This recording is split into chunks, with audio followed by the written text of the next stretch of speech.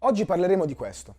Passaporti. Molte persone si chiedono, del resto anche legittimamente, come mai molti degli immigrati che arrivano in Europa lo fanno in maniera illegale, senza un regolare visto, e perché non scelgono di venire in aereo. In realtà, come abbiamo accennato nella prima puntata, molti immigrati arrivano effettivamente in aereo, con un visto turistico, e successivamente si danno latitanti. Altri invece, proveniendo da zone disagiate, non hanno una regolare documentazione e di conseguenza sono clandestini. Tuttavia, molte persone arrivano ma sono provvisti di regolari documenti. Perché allora scelgono la via più pericolosa? Tutto ruota intorno ad un semplice documento. Appunto questo qui, un passaporto. Perché forse non lo sapete, ma esistono alcuni passaporti che sono più potenti di altri. E a seconda della vostra provenienza, può essere difficile o quasi impossibile entrare in un altro paese e ottenere un regolare visto, anche soltanto turistico.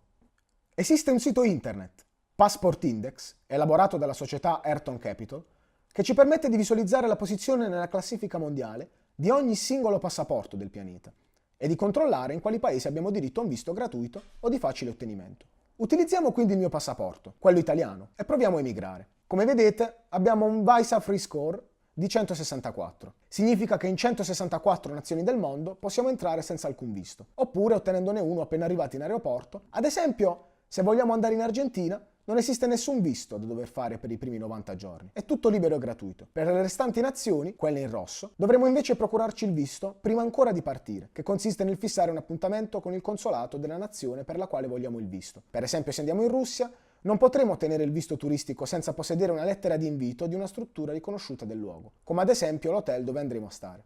In alcuni casi, quindi, può essere piuttosto tedioso ottenere il visto. Ma per nostra fortuna, per noi italiani, si tratta di pochissime nazioni. Infatti, come potete vedere, il passaporto italiano è secondo nella classifica mondiale, a pari merito con stati come USA, Francia e così via, superati solo da Germania e Singapore. Ma diamo un'occhiata. Chi c'è invece in fondo a questa classifica? Ecco, come potete vedere, si tratta degli stati con le situazioni più difficoltose e che producono più rifugiati, come Siria, Palestina, Myanmar, Somalia.